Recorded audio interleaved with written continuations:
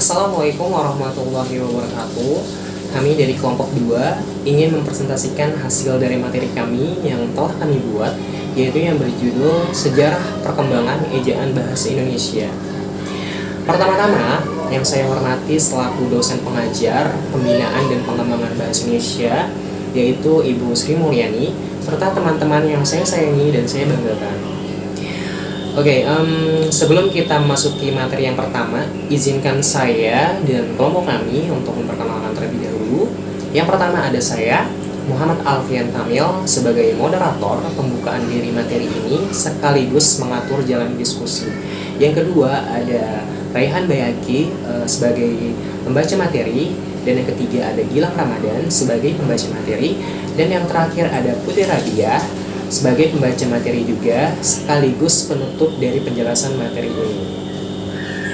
Untuk materi yang pertama akan dijelaskan oleh teman saya, yaitu Raihan Bayhaqi. Silakan Raihan.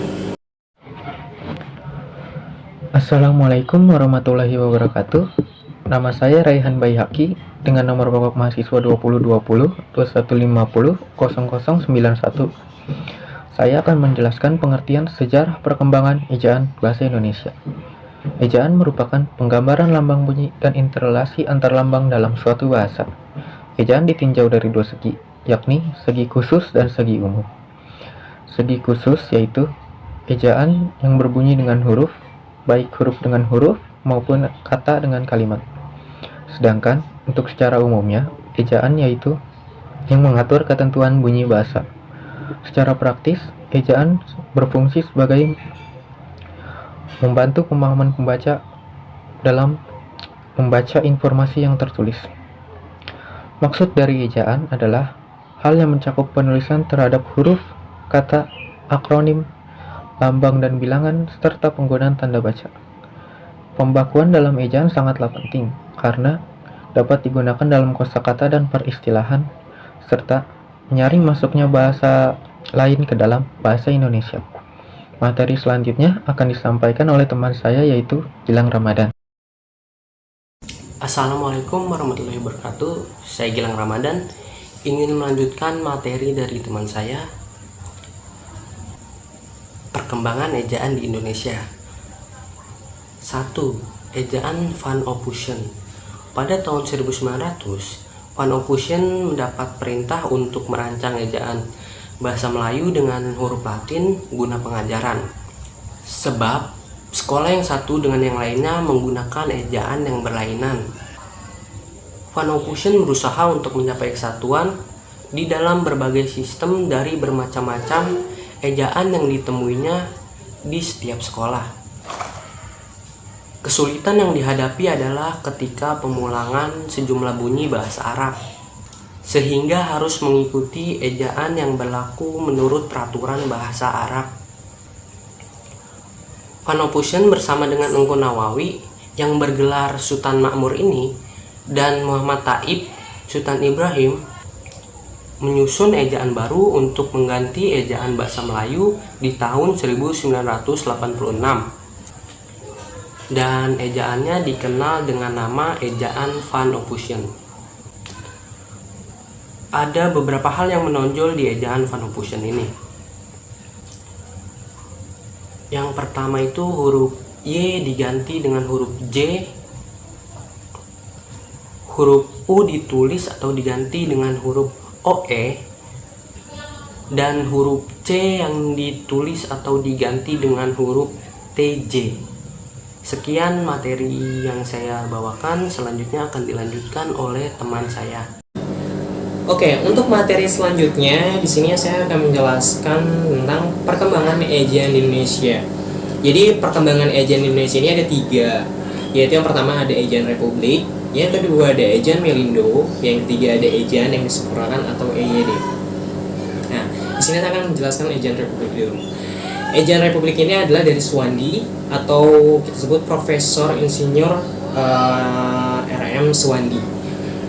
Notowoyosomo adalah seorang menteri pengajaran dan pendidikan yang menyempurnakan dan menyederhanakan ejaan Van Ophusen.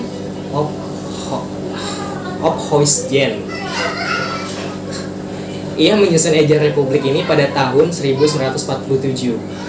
Beberapa ejaan yang berubah itu adalah sebagai berikut. Jadi ada huruf OE yang diganti menjadi huruf U, yang berarti bunyi hamzah, dalam tanda kutip itu diganti menjadi huruf K.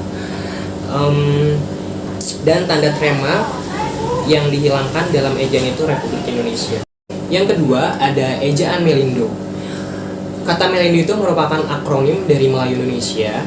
Jadi ejaan ini disusun atas kerjasama antara pihak Indonesia, yaitu Slamet Ngulujana, dan pihak Persekutuan Tanah Melayu Malaysia.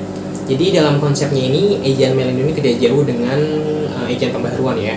Jadi hal yang berbeda dari ejaan Melindo itu adalah gabungan konsonan TJ yang diganti dengan C, gabungan konsonan NJ diganti menjadi NY, serta gabungan konsonan CH diganti menjadi KH. Nah, untuk yang ketiga itu ada ejaan yang disempurnakan atau EYD. Nah, jadi ejaan ini diresmikan oleh Presiden Republik Indonesia Soeharto pada tanggal 17 Agustus 1972. Ejaan ini disempurnakan hasil dari penyempurnaan dari beberapa ejaan.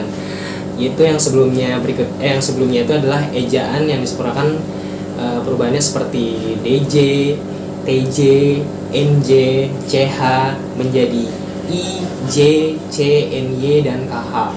Huruf F, V, dan Z merupakan unsur serapan dari bahasa asing diresmikan pemakaiannya. Jadi huruf Q dan X itu yang lazim digunakan dalam bidang ilmu pengetahuan, bidang ilmu yang tetap digunakan.